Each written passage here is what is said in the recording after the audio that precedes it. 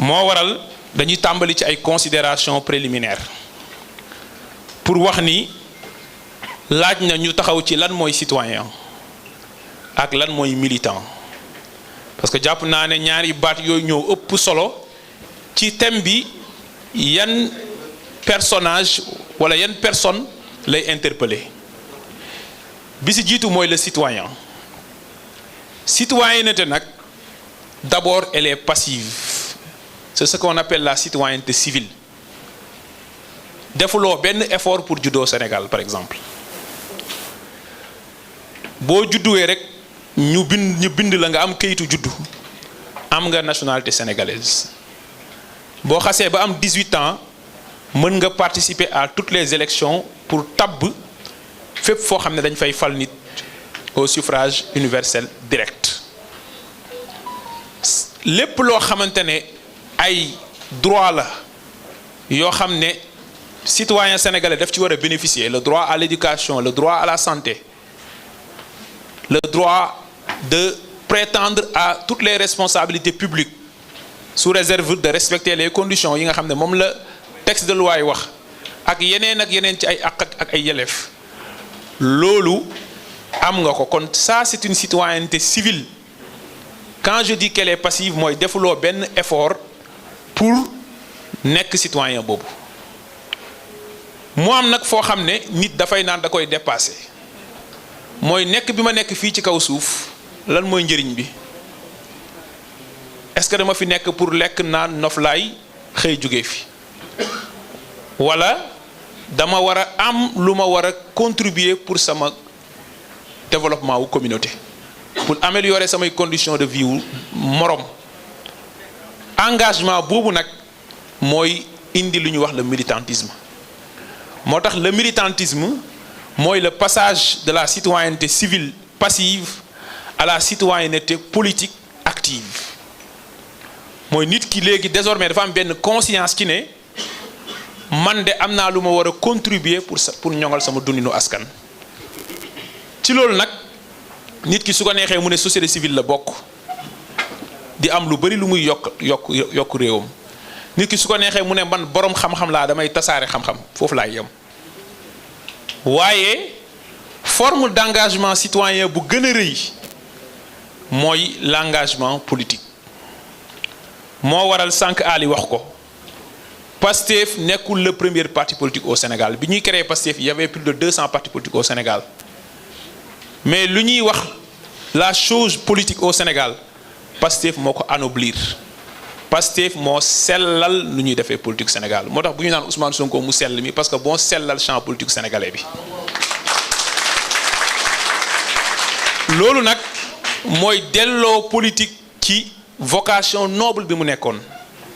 mooy ñi fi teew ñëpp ñoom ak seen yeneen morom bu ñu xëyee ñu ngi dem jàngi wala ñu ngi dem uti seen liggéey wala ñu ngi dem liggéey ci waaye ñoom dañu jàpp ne ginnaaw li ñuy uti pour yóbbu ko seen kër dañuy gàll seen loos yeneen responsabilité pour di xool lan lañuy def pour luy ñoŋal gox bi yépp kon ñu xam ni militantisme loolu la kon lan moo tax nit di militer pourquoi nga décider ne yow librement da nga adhérer ci benn parti politique bu dul cause bu noble amul beneen sens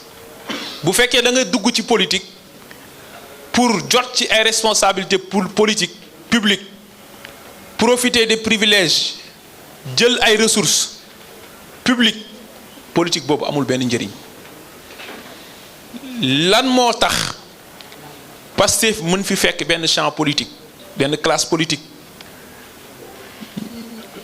ñu déggoon fi ñoo xam ne jàppoon nañ ne politique gu Sénégal si ñoom la tàmbalee te si ñoom la yem parce que xale yi sax seen tur lañ xam ci politique diw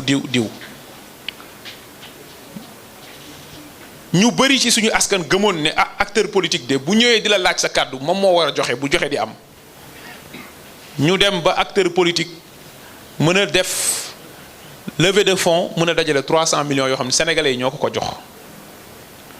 ñu dem ba acteur politique boobu bu doon nag dafa nekk opposition ñu ne xëy na mënul yorewul mu ñëw pouvoir moom ak ñi mu àndal au mois de mars 2024 le président de la République Bassirou Diomaye Faye prêté serment le 2 avril 2024 ñu dem ba mois d'octobre ou mois de novembre mu woote Dakar Arena ne entrée bi elle est payante nit ñi mën ko feesal plus de 20 000 places loolu mooy wane ne dans la tête des Sénégalais Pastef lii la ñeneen ñi leneen nañ loolu lu ñu ko may mooy politique bi ñu def dañu ko def ak un engagement sincère avec un engagement honnête avec un engagement axé sur les principes et les valeurs loolu nag suñu ko tàmbalee dañuy wax ni kon bu ñu nee dañu war a transformer l'énergie de la jeunesse en force constructive de la nation ñun ñoo milité jaar ci parti politique may fàttali fii parce que nag Sénégal dafa nekk dëkku manipulation Pastef dafa judd rek ñu diaboliser ko ay aventurier ngeen ay terroriste ngeen ay rebelle ngeen ay taliban ngeen xamoo leen république ay anti-républicain ngeen li Ousmane Sonko amoon ci capitalu sympathie en 2021 ginnaaw bi ñu ko créé seen complot bu salté boobu yàlla ginnaaw yàlla askanu Sénégal génn taxaw ba génnee ko ci loolu mu ànd ceeg taxawaay bu mat sëkk avec tous les patriotes bi mu génnee amoon na capacité ne sénégalais yi def leen leneen lan la wax sénégalais yi ku ñu fal démocratiquement donte élection 2019 c'est des élections entachées élection boo xam ne premier ministre mën na taxaw ne candidat yi du romb juróom te noonu la mel teg parrainage boo xam ne kenn d'accordu ci nga imposer ko sénégalais yi ci façon boo xam ne kenn mësu ko gis ci parrainage citoyen teg sa fichier électoral boo xam ne sa ministre de l'intérieur ba woon daf ne képp ku ma jàpp ne Macky Sall ngay voté dinaa fexe nga bindu boo binduwee dinaa fexe nga jot sa carte élection yooyu c'est des élections entachées mais malgré que fal nañu ko ba mu dem président Ousmane Sonko en 2021 bi mu génnee kaso lu mu wax nañu ko bàyyi mu yeggali mandat bu ko kenn jëlee foofu Pastef a toujours été et Pastef va demeurer un parti républicain et ce parti républicain que nous avons été pendant l'opposition et je l'avais rappelé lors d'une activité d'une conférence Pastef ñoo bind ci suñu statut ñun mu leer nañ ji ne dañu jël décision conquérir le pouvoir par des voies démocratiques bari na ñuy wax de mais li ñu teg Pastef ci naqar plus de 2000 militants nga mun ko tëj ci benn parti téye responsable yépp rey plus de 80 jeunes te ñi ci ëpp ci parti boobu nañ bokk bari na ñoo xam ne bu ñu leen tegoon 10% am ñu dem recourir à des méthodes anti-républicaines pour conquérir le pouvoir est-ce que Pastef mës na wàcc yoonam comme un parti républicain bi ñu demee ba dissoudre ñu nga xam ne on nous a sorti du champ politique mooy man sénégalais la Pastef la bokk jël naa décision ne su may def politique parti laay créer élection laay compétir élection bu ñëw ma compétir ñu dem ba xam ne man maa ëpp force politique ñu tëj sama leader tëj samay responsable tëj samay militant rey jeune parti bi xëy dissoudre parti bi mooy on me sort du champ politique xanaa loolu mënoon na tax nit ki xelam ne bàyyi ma dem recourir à d'autres voies de conquête du pouvoir parce que sénégalais laa am naa droit compétir comme ñëpp lan la président Ousmane Sonko def le maître du jeu ñu xëy benn vendredi 28 septembre ñu ne am na 5 responsables Pastef yoo xam ne wax nañ leen ni ñoom jëli 5 fiches de parrainage boobu la dribble gars yi mooy il n'a jamais choisi de sortir du cadre républicain mooy lan damay compétir à tout prix pourtant amoon na fi responsable yoo xam ne politique ñoom nañ wax ne ñoom ñoo xam état ñoom ñoo am expérience politique bi ñu leen terewee ñu bokk ay parti historique yoo xam ne def nañ pouvoir 12 ans dañu ne bu nekkul kii keneen du nekk candidat ci parti bi